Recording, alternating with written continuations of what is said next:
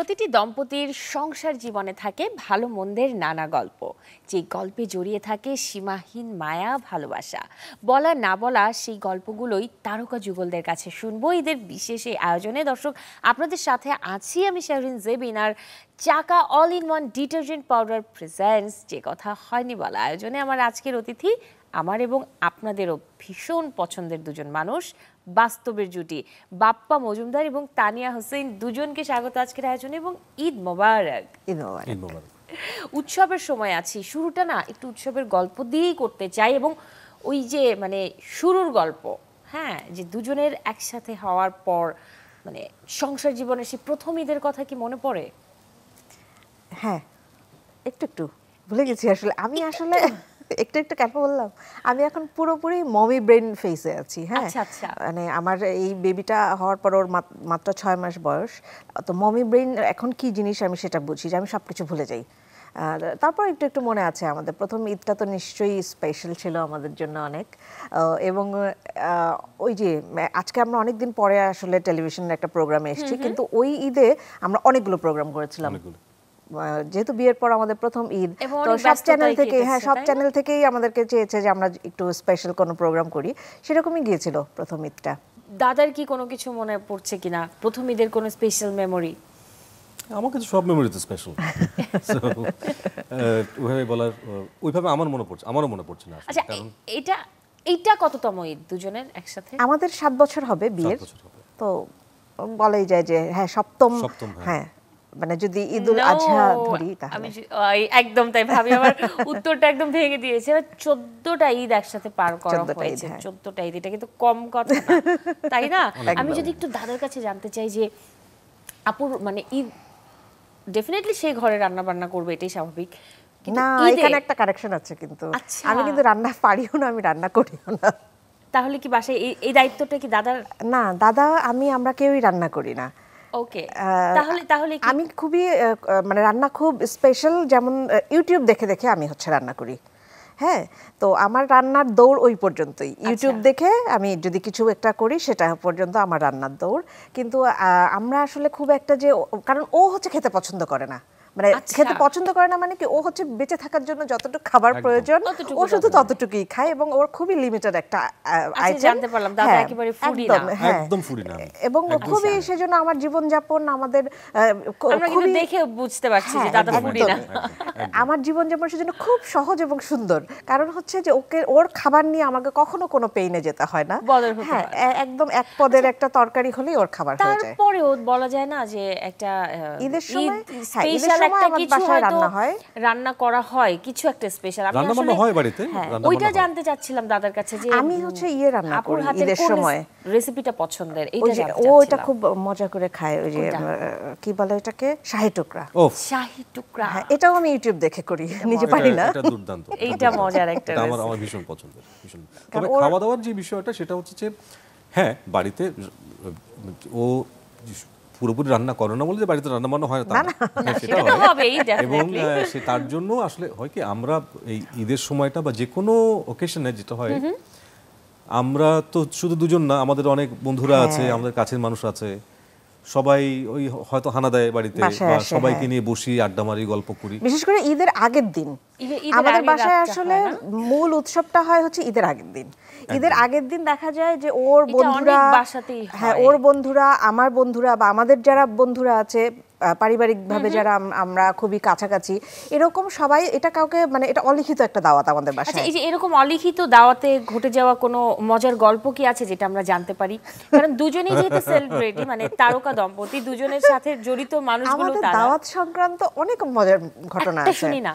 কারণ আমাদের বাসায় আমরা খুব পছন্দ করি যে সবাই আমাদের বাসায় আসুক, আমরা হই হুল্লোড় করি। হ্যাঁ, এবং আমাদের এমনিতে ফেসবুকে যদি দেখেন তাহলেও দেখবেন যে আমাদের বাসায় কিন্তু মাঝে মাঝে আমরা গ্যাদারিং করি, হ্যাঁ, গেট টুগেদার করি, সবাই মিলে একসাথে হইচই করি। তো এটা খুবই মানে কি বলবো, খুবই আমাদের বাসায় কমন একটা জিনিস। হ্যাঁ, এখন হয় কি, দেখা যায় যে আমাদের বাসায় কাকে ছেড়ে কাকে বলবো, বা দেখা গেল এ আসছে, চল দাদার বাসায় যাবো বলে আরো চলে আসে। তো আমি সবসময় প্রিপারেশন রাখি যে অনেক বেশি মানুষ যেন আসলেও আমি যেন খাবার নিয়ে অ্যাটলিস্ট কোনো আনকমফোর্টেবল সিচুয়েশন না পড়ে, আমি যেন সবাইকে ঠিকঠাক মতো খাওয়াতে পারি।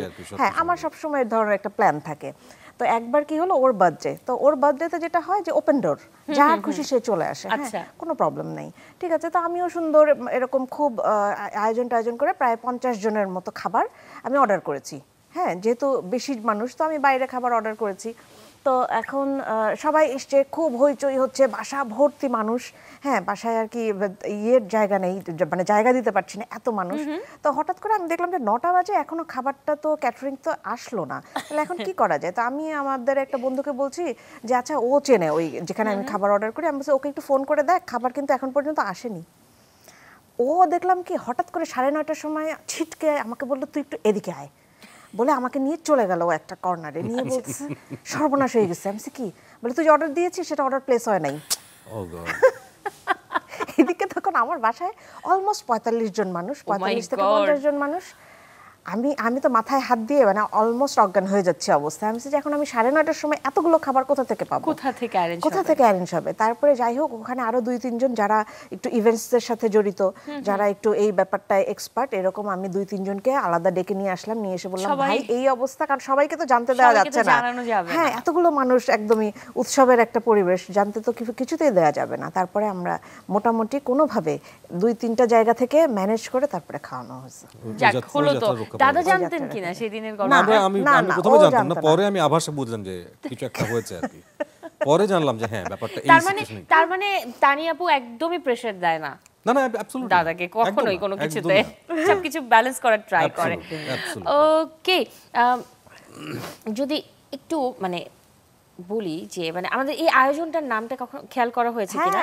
যে কথা হয়নি বলা। হ্যাঁ, আমি সেটা আলোচনা করছিলাম যে কি বলবো আসলে। আজকে আয়োজনটা এইটাই যে আসলে যে কথা কখনো বলা হয়ে ওঠে না, সেটাই যেন একজন আরেকজনকে বলতে পারেন আপনারা, সেই সুযোগটা দেওয়া। আর সাথে যেহেতু তারকা দম্পতি, দর্শকদেরও আগ্রহ থাকে তারা যতটুকু জানতে পারে, হ্যাঁ, প্রিয় দম্পতিদের ভালোবাসার গল্পটা। হ্যাঁ, তো সবশেষ ভালোবাসি আয়োজন করে কি বলা হয়েছিল একজন আরেকজনকে? প্রায় বলি আমরা সবসময় বলি আমরা, মানে কোনো আয়োজন বা কোনো উপলক্ষ দরকার হয় না, আমরা এমনিতেই সব একটু ঘুরে ফিরে গিয়ে আমি একটু ঘোরাফেরা হয়েছে না আজকে, এখন একটু একবার হয়ে যাক না হাতে হাত রেখে। হ্যাঁ, I love you, I love you. আমরা এরকমই বাসায় মানে ঘুরে ফিরে আমি একটু ওর কাছে গেলাম, গিয়ে বললাম, ও হয়তো গিটার টিটার বাজাচ্ছে বা ও প্র্যাকটিস করছে বা কম্পিউটারে কিছু একটা করছে, একটু বলে আসলাম আই লাভ ইউ। আমার এসে ও একটু ঘুরে টুরে বলে গেল আই লাভ ইউ। তো এটা আমাদের খুব আয়োজন করে বা ঘটা করে করা হয় না, কিন্তু আমরা সবসময় দুজনকে এই ভালোবাসার মধ্যেই থাকা হয় অ্যাকচুয়ালি। ওকে, দুজন যদি কোথাও কোনো রোমান্টিক জায়গায় যাওয়া হয়, হ্যাঁ, আচ্ছা তার আগে বলেন হানিমুনে কোথায় গিয়েছিলেন? আমাদের আসলে সেইভাবে থাকে না যে খুব আয়োজন করে প্ল্যান করে হানিমুন হয় নাই, but honeymoon it was a wonderful tour. আমরা ইউরোপে গিয়েছিলাম, ইউরোপ ট্যুর করেছি দুজন মিলে। তো ওইটা আমাদের খুবই স্পেশাল। এমনিতে ইউরোপ ব্যাপারটাই আমাদের দুজনের কাছে খুবই স্পেশাল। পৃথিবীতে হ্যাঁ, পৃথিবীতে কোথাও আমাদেরকে যেতে বলা হলে আমরা আমাদের ফার্স্ট চয়েস মনে হয় থাকবে যে হ্যাঁ আমরা ইউরোপের দেশগুলোতে। তো দুজনকে এরকমই ইউরোপের কোনো একটা দেশে যদি পাঠানো হয়, হ্যাঁ, তো সেই জায়গাতে সুন্দর মুহূর্ত কাটাতে দেওয়া হয়, তো ওই একটা ওয়েদার, ওই একটা এনভায়রনমেন্টে গিয়ে আসলে একজন আরেকজনের সাথে তো অনেক কথা, অনেক ভাব বিনিময় হবে। তো সেই জায়গায় যদি আমি দাদাকে বলি যে আপুকে ডেডিকেট করে কি গান শোনাবে, বা আপু দাদার কাছে কোন গানটা শুনতে চাইবে, একটু 2 লাইন যদি হয়ে যায়। ওই বলুক, আমি ওর যে গানটা আমি পছন্দ করি সেটাও জানে, বলো, কিন্তু ওটা চোখেরই জলে। 2 লাইন হয়ে যাক আজকে, আজকে আপুর জন্য 2 লাইন হয়ে যাক। চোখেরই জলে ভাসাবো বলে কত না কেঁদেছি গোপনে, তোমারই ছায়া সরাবো বলে কত না ভেবেছি বিজনী। অসাধারণ, এক কথায় অসাধারণ। এইবারে একটু করি কি, একটু প্রশ্নোত্তর পালা খেলি। আচ্ছা, বাট আজকে এটা একটু ভিন্ন হবে, কারণ যদি উত্তর ইয়েস হয় তাহলে দেখাতে হবে নো। ঝটপট প্রশ্ন করব, ঝটপট উত্তর দিতে হবে। ওকে, প্রথমে দাদার জন্য। সঙ্গীত শিল্পী হিসেবে আমি দুর্দান্ত। নো, কিন্তু আমাদের কাছে কিন্তু ভীষণ পছন্দের। না এখন সেটা আমার কাছে তো মনে হয় না, আমার কাছে মনে হয় যে অবশ্যই, আসলে ওটা নিজের কাজের ক্ষুধাটা থাকতে থাকে। আচ্ছা দাদা, যদি একটু জানতে চাই আপনার কাছে আপনার আইডল কে? প্রথমে আমি অবশ্যই বলবো আমার বাবা, আচ্ছা, সেটা আমার বিশ্বাস সবাই তাই বলবে। বাট এছাড়া অনেকেই আছেন, তবে আমার অনেকগুলো মানুষ আছেন যাদেরকে আমি ভীষণ রকম মানি। তার মধ্যে একজন হচ্ছেন ফুয়াদ নাসির বাবু। আচ্ছা, বাবু ভাইকে আমি ভীষণ শ্রদ্ধা করি, মানি। একজন হচ্ছেন জুয়েল ভাই চলে গেছেন, জি। সঞ্জীবদা, নকিব ভাই, এই মানুষগুলো আমার কাছে ভীষণ ভীষণ ইম্পর্টেন্ট জায়গা। ওকে, নেক্সট প্রশ্নে যাচ্ছি। তানিয়াকে আমি খুব ভালোবাসি। একদমই না। না বলছে। না, আমি বুঝলাম না, এটা না খুব না, এটা অস্বস্তিকর ব্যাপারটা। হ্যাঁ কিন্তু মানে ব্যাপারটা খুবই অস্বস্তিকর। Okay, আমার প্রতিদ্বন্দ্বী মিডিয়ার অনেকেই। আমি একটু রাগী মানুষ না।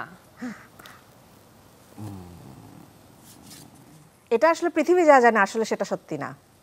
সত্যি কি অনেক রাগী? আচ্ছা, রাগের প্রসঙ্গে আসবো। গান গাইতে নয়, সঙ্গীত পরিচালনাতেই এখন বেশি আনন্দ পাই।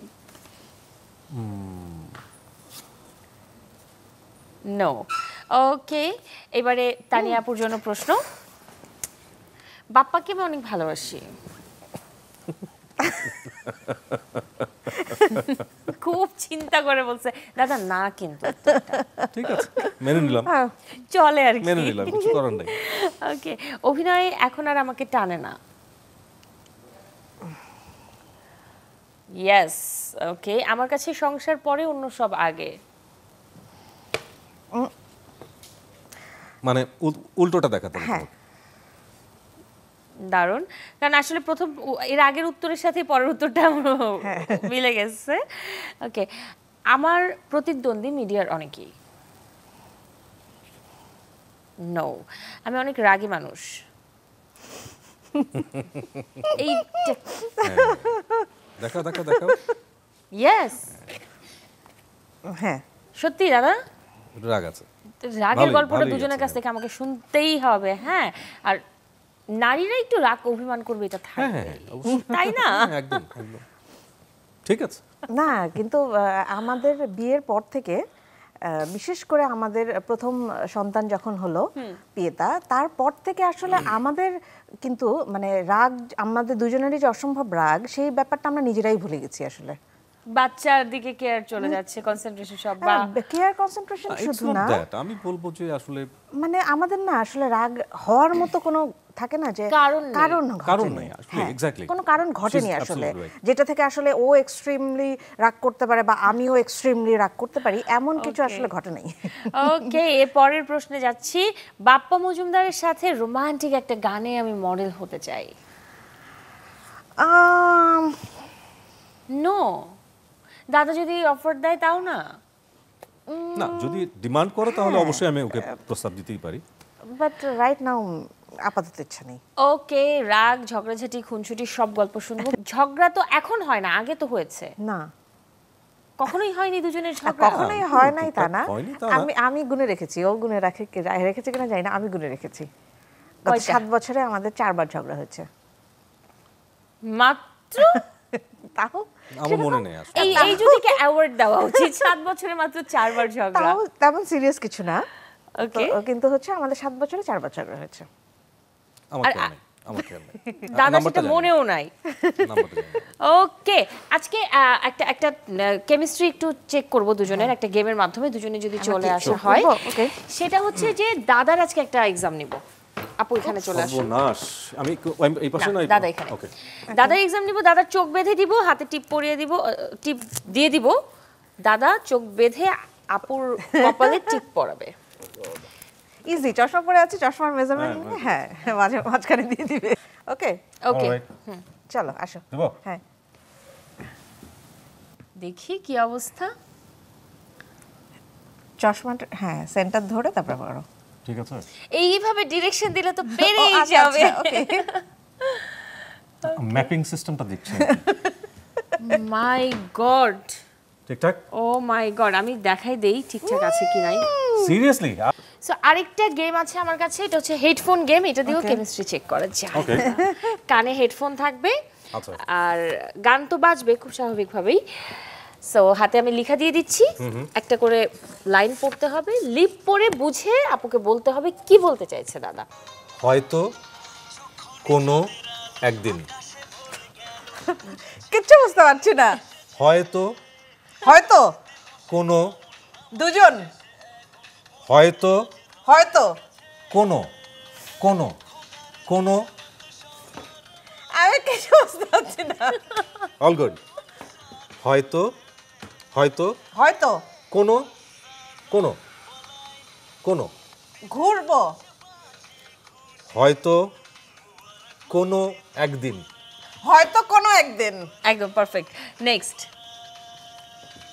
বৃষ্টি পড়ে। বৃষ্টি পড়ে। দুটোই দাদার গান। বললাম দুটোই দাদার গান। ও হ্যাঁ হ্যাঁ, হয়তো কোনো একদিন বৃষ্টি পড়ে। এবার আমি? হ্যাঁ, ইটস টু লাউড। যেটা দাদা যেটা বুঝবে সেটাই বলে দিবে। দিন, একসাথে এক লাইন একবারে বলে দেন। দিন বাড়ি যায়। আবার? তোমার গান। আমার গান। দিন বাড়ি যায়। দিন মারে যায়। দারুণ। নেক্সট। ব্যস্ত শহর, ব্যস্ত শহর, ব্যস্ত, ব্যস্ত, আবার? ব্যস্ত ব্যস্ত শহর, শহর, ব্যস্ত শহর। দারুণ দারুণ। এবারে আরেকবার আপুর পালা। উপস, দিনে ভয়ঙ্কর একটা গান হ্যাঁ, শুনতে গেছে। একদম। তুমি আমার তুমি আমার 52 তাস। তুমি আমার 52 তাস। ধুলো পড়া চিঠি। ধুলো পড়া চিঠি। বুঝছো কেমিস্ট্রি? আমি তো কোনোভাবে হার মানাতে পারছি না, আমার মন খারাপ হয়ে শোনো, যাচ্ছে। তোমাকে বুঝতে হবে একবার আমি ঢং কিন্তু করে করে একবার ঢং করে করে বলো যে পারছো না। ওকে, না ঠিক না, আছে। আমি তো আরে না, ওর আমি ফ্যান বলছি। আগে, বউ তো পড়ে, আগে তোর ফ্যান। আগে তো ফ্যান। হ্যাঁ, তো আমি তো জানি ওর গানগুলো। ওকে, লাস্ট ওয়ান। তোমার গান না, তোমার গান না। আমার গান না। ওকে। বাবা, কি জিতিয়ে দিতেই হবে। হাউ, হাউ বলো। সুইট, একসাথে বলে দাও। সুইট কাপল আমরা। হাউ সুইট কাপল আমরা। হাউ সুইট সুইট কাপল কাপল আমরা। আমরা। আমরা, হ্যাঁ। সিরিয়াসলি সো সুইট বুঝতে হবে, কাপল ইউ বুঝতে হবে। পিপল। নেক্সট। তোমাকে, আমি না, তুমি আজ তুমি তুমি তোমাকে ঈদ, ঈদ, ঈদ মোবারক, কি? ঈদ মোবারক, ঈদ মোবারক। ঈদ মোবারক। ঈদ মোবারক। ঈদ মোবারক। আমরা শুনতে পাচ্ছি আস্তে। ওমা। ওরে বাপ রে বাপ। সব প্লিজ Good job. বসে পড়ুন। Good job. এবং প্রত্যেকটাই পেরে গেল। আমি ভাবলাম যে কোথাও কিছু হবে, কিন্তু হলো না। এই মাথা তো ভনভন করছে। আমি সাউন্ডের লোক, আমি নিতে পারতেছি না। হ্যাঁ, এত লাউড। ওকে, এবারে আমি হাতে কাগজ কলম দিয়ে দিচ্ছি। এই যে আয়োজনটা যেহেতু চাকা all in one detergent powder presents, যে কথা হয়নি বলা, সো না বলা কোনো কথা যদি থেকে থাকে বা এই মুহূর্তে একজন আরেকজনকে যদি কিছু বলতে ইচ্ছে করে, সেটা চিঠির মতো করে লিখে ফেলুন। ও, চিঠির প্রসঙ্গে আমার একটা জিনিস মনে আসলো। আগে আমরা দুজন দুজনকে ছোট ছোট চিরকুট লিখতাম। তাই নাকি? হ্যাঁ, আমাদের বিয়ের মানে প্রথম দিকে আর কি। হ্যাঁ, আচ্ছা, আচ্ছা। তখন আমরা দুজন দুজনকে ছোট ছোট নোট লিখে লিখে বাইরে যেতাম। মানে ওকে, ধরেন, তাহলে তো হলোই। দুজনের কেমিস্ট্রিটা আমাদের দারুণ লেগেছে। হ্যাঁ, আমাদের আই থিঙ্ক দর্শকও আসলে দারুণভাবে উপভোগ করছে আজকের এই আয়োজনটা। হ্যাঁ, তো দাদা লিখতে লিখতে যদি হ্যাঁ, একটু শেয়ার দেন, গানের কি আপডেট আছে? গানের আপডেট বলতে এখন আমি বেশ কিছু কাজ করছি। তার মধ্যে আমি রিসেন্টলি গেছিলাম কানাডাতে। আচ্ছা, আমাদের একটা ট্যুর ছিল। তো ওখানে তো অখণ্ড অবসর। লিখতে লিখতে বলতে পারেন। হ্যাঁ, ওখানে অখণ্ড অবসর। তো এখন কি করব, ওখানে বসে বসে আমি একটা গান লিখেছিলাম। আমি তো ইউজুয়ালি গান লিখি না, আমি খুব কম আচ্ছা লিখি। আচ্ছা, তো ওখানে বসেই একটা গান লিখেছিলাম, এবং ওই লেখাটাই আমি পরে ওখানে বসে সুর করেছি। তো ফিরে এসে ওটা আমি রেকর্ডিং করলাম। আচ্ছা তো আচ্ছা, ওইটার ভিডিওর কাজ চলছে। তাহলে তো খুব শীঘ্রই আমরা একটা নতুন একটা কাজ দেখতে পাবো। আচ্ছা দাদা, কখনো তানিয়া আপুকে ভেবে কোনো গান কি লেখা হয়েছে এর মধ্যে? ওকে ভেবে গান এখনো লেখা হয়নি, কারণ ওকে ভেবে গান লিখতে গেলে আসলে ওই ওই জোনটায় যাওয়াটা খুব জরুরি। আচ্ছা আচ্ছা, লেখার ক্ষেত্রে যেটা আমার কাছে মনে হয় যে ওই জোনটায় না গেলে আসলে লেখাটা খুব ডিফিকাল্ট। ওকে, হোপফুলি খুব শীঘ্রই আমরা সেটাও পেয়ে যাব সময়ের সাথে। আপু বলছিলেন যে এই চিরকুট নাকি চিঠি লেখার অভ্যাস দুজনের মধ্যে আছেই, সো এটা কি শুধু চিরকুট নাকি আসলেই আয়োজন করে চিঠি লেখা হয়েছে? আয়োজন করে চিঠি লেখা হয়নি। আচ্ছা আচ্ছা, আমার লেখা হয়নি। যাক, আজ তো হচ্ছে। আমি লিখেছিলাম, তুমি আমি একটা চিঠি লিখেছিলাম ওকে। হ্যাঁ তাই নাকি? হ্যাঁ, একদম শুরুর দিকে আমি ওকে একটা চিঠি লিখেছিলাম, বেশ বড় সড়ো চিঠি। দারুণ। আজকে দেখা যাক কি লিখছে দুজনে। আমার তো জানতে ইচ্ছে না, আমার অনেক আসলে লেখার ইচ্ছে হয়, অনেক কিছু লিখতে ইচ্ছা হয়, কিন্তু দেখা যায় যে আসলে ও যেটা আসলে বোঝাতে চেয়েছে যে আমাদের আসলে ওই জায়গাটায় যাওয়া থাকে না যে, হ্যাঁ, যেমন এইবার আমাদের 7 বছরের বিয়ে, ও যেটা বললো যে কানাডা মাত্র গিয়েছে, তো এইবারই হচ্ছে আমাদের বিয়ের পরে এই এত বেশি দিনের জন্য লং ডিস্টেন্সে থাকা, 20 দিন না, অলমোস্ট 20 দিন ও ওখানে ট্যুরে ছিল। তো এটাই হচ্ছে আমাদের গত 7 বছরের লং ডিস্টেন্সে থাকা 20 দিন।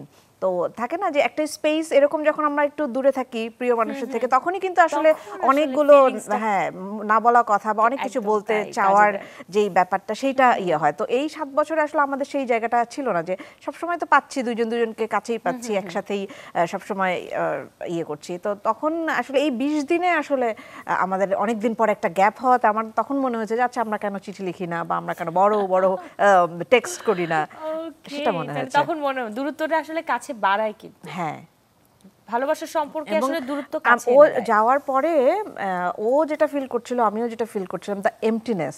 হ্যাঁ, এখানে কিন্তু মনে হয়নি যে না হচ্ছে কি বলে এটাকে, যে স্পেস আমরা দুজনকে আসলে আচ্ছা ঠিক আছে, হ্যাঁ একটু মানে আমরা মনে হয় একটু বাঁচলাম, আচ্ছা ঠিক আছে। আমাদের দুজনের কখনোই এটা মনে হয়, আমাদের দুজনেরই ফোন করে আমরা একই কথা বলতাম যে সবকিছু খুব এমটি লাগছে, সবকিছু খুব এমটি লাগছে। তো ওই শূন্যতাটাই ছিল আমাদের ওই সময়ের একমাত্র শব্দ আর কি, অনুভূতিটা যে নাই, আমার পাশে নাই, মনে হচ্ছিল অনেক দিন পরে। আমি বুঝেছি এই জুটি ভীষণ রোমান্টিক এবং এই জুটির কেমিস্ট্রিও দারুণ। চিঠি লিখতে সময় দিলে আসলে আমার একটা না 3-4টা প্রোগ্রামের টাইম চলে যাবে। আমি মানে জানতে চাই আসলে কি লিখলেন একজন আরেকজনের জন্য। আগেও বলুক, তারপর আমি আমি কিন্তু ছোট্ট লিখেছি। আমি ছোট লিখেছি। না, আমি তো তেমন সময়ও দেইনি। ঠিক আছে, ওকে রেডি? হ্যাঁ, বলে ফেলো। আমি লিখেছি প্রিয় ব্লু, কারণ ওর নাম্বারটা হচ্ছে আমার ফোনে ব্লু নামে সেভ করা। আচ্ছা, তো প্রিয় ব্লু, আমি তোমাকে ভালোবাসি, এই একটি বাক্যই যথেষ্ট তোমাকে আমার না বলা সবগুলো কথা বলার জন্য। ইতি, তোমার টুনি। টুনি। আমি এই যে প্রশ্নটা করব আগেই জেনে গেলাম একজন আরেকজনকে কি নামে ডাকে। ওকে দাদা, টুনির জন্য কি লেখা হলো? টুনির জন্য আমি খুবই অন্য একটা লেখা লিখেছি। ও যেভাবে লিখেছে একদমই অত্যন্ত অনুভূতির জায়গা থেকে লিখেছে। আমি যেটা লিখেছি এটা আমার একটা চাওয়া ওর কাছে। আমার বড়টার নাম পিয়েতা, ছোটটার নাম লীলা। সো আমি ওকে ডাকি হচ্ছে পিতু লিলুর মা। আমি লিখেছি পিতু লিলুর মা, তুমি আবার স্টেজে ব্যাক করো, এটা আমার ভীষণ চাওয়া। বাবুদের বাবা, তারিখ সহ দিয়ে দিয়েছে। ওয়াও ওয়াও, খুব খুব দারুণ একটা কথা। কিন্তু কারণ আমি জানি, কারণ ও তো থিয়েটারের মানুষ, তো আর আমি নিজেও একজন পারফর্মার। তো সেই জায়গা থেকে আমি জানি যে একজন পারফর্মারের যেই হাঙ্গারটা থাকে পারফরমেন্সের জন্য, এটা কিন্তু ভীষণ রকম একটি জায়গা। তো ও দীর্ঘদিন কিন্তু এই পারফরমেন্স থেকে দূরে আছে, সংসারের জন্যই আছে, বাচ্চাদের জন্যই আছে, আমার জন্যই আছে, সেটা একদমই ওর স্যাক্রিফাইস। কিন্তু আমার জায়গা থেকে মনে হয় যে ওর ওই জায়গাটা না, আর ও এত এত উঁচু মানের একজন আর্টিস্ট, তো সেই জায়গা থেকে হয় কি ওর, আমার মনে হয় যে ওই জায়গাটা ব্যাক করা দরকার। অবশ্যই তাই, দর্শকরা আসলে মিস করে। হোপফুলি আপু ব্যাক করবেন এবং অসংখ্য ধন্যবাদ আজকের আয়োজনে দুজনেই সময় দিয়েছেন। কিন্তু এটাকে আমি আসলে একটু করব, সেটা স্যাক্রিফাইস মনে করি না। আমার কাছে মনে হয় যে এই জীবনটা আমি অনেক বেশি উপভোগ করছি এবং এই জীবনে আমি অনেক বেশি পরিপূর্ণ মনে হয় আমার নিজেকে। আমার কাছে আমি যখন আমার 2টা বাচ্চাকে আমার চোখের সামনে তাদের প্রত্যেকটা মুহূর্ত কাটাতে দেখি, প্রত্যেকটা মুহূর্ত বড় হতে দেখি, বা ও বাসায় ফিরে আমি দরজাটা খুলি বা ও বাসায় ঢুকেই যেন আমাকে দেখে, আমি ওকে দেখছি অনেকক্ষণ পরে, আমার কাছে এই জায়গাটা না, আমার কাছে মনে হয় কি যে এটা অনেক ফুলফিলিং। এটা আমার কাছে নিজেকে মনে হয় যে আমাকে নিজেকে অনেক পরিপূর্ণ একটা অনুভূতি দেয়। তো সেখানে আমি যে খুব স্যাক্রিফাইস করছি তা না, এটা আমার আনন্দ। আমি তো এখানে অনেক আনন্দ পাচ্ছি। যেই আনন্দের জন্য আমি কিন্তু আমার যখন আমি আজকে ঢুকছিলাম সেটে, এক সময় কিন্তু তোমার ওই জায়গাটা আমার ছিল, তাই না? তুমি টক ব্যাকে কথা বলছো, হ্যাঁ, আমি কিন্তু এই জিনিসগুলো মনে করছিলাম আমার সময় আমি যখন টক ব্যাকে কথা বলতাম বা আমি যখন ডিরেকশন নিতাম পিসিআর থেকে, পিসিআর এ কে আছে, এই জিনিসগুলো তুমি যখন করছিলে আমি কিন্তু তখন ফিল করছিলাম যে এই সময়টা, এই জায়গাটায় এক সময় আমি কত বছর কাজ করেছি। তো হ্যাঁ, কিন্তু এখন আমি যে কাজটা করি সেইটা আমার কাছে অনেক বেশি আনন্দের, আমার মনে হয় অনেক বেশি দারুণ। আসলে মানুষ সেটাই করে যেটাতে থাকতে ভালো লাগে, যে কাজটা বা যে পরিবেশটাতে আনন্দ পায়। দুজনকে অসংখ্য ধন্যবাদ এই ব্যস্ততার মাঝেও এখানে এসে সময় দেওয়ার জন্য। চ্যানেল 24 এর বিশেষ আয়োজন চাকা all in one detergent powder presents, যে কথা হয়নি বলার, বাট আয়োজনটা শেষ করতে হচ্ছে আমাকে। আয়োজনের চেষ্টা করতে চাই দাদার একটা গানের সাথে। দাদার তুমি আমার 52 তাস গানটা ভীষণ পছন্দের আমার এবং দর্শকদেরও, প্লিজ। শিওর।